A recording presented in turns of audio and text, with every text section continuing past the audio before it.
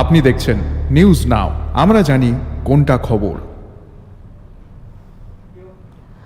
মণিপুরের প্রাক্তন বিধায়ক ইয়ামথাং হাওকিপের বাড়িতে হামলা, গুরুতর জখম হয়ে মৃত্যু হয়েছে বিধায়কের স্ত্রী চারুবালা হাওকিপের। এই ঘটনায় এখনো পর্যন্ত কাউকে গ্রেফতার করতে পারেনি পুলিশ। রবিবার সকালে পুলিশ জানিয়েছে সাইকুলের প্রাক্তন বিধায়ক ইয়ামথাং হাওকিপের স্ত্রী চারুবালা হাওকিপ মণিপুরে নিজের বাড়িতেই বোমা বিস্ফোরণের জেরে নিহত হয়েছেন। আবারও জানাই যে মণিপুরের প্রাক্তন বিধায়ক ইয়ামথাং হাওকিপের বাড়িতে হামলা, গুরুতর জখম হয়ে মৃত্যু হয়েছে বিধায়কের স্ত্রী চারুবালা হাওকিপের। এই ঘটনায় এখনো পর্যন্ত কাউকে গ্রেফতার করতে পারেনি পুলিশ।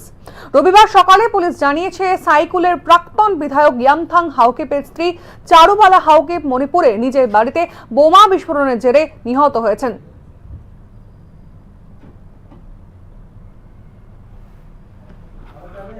না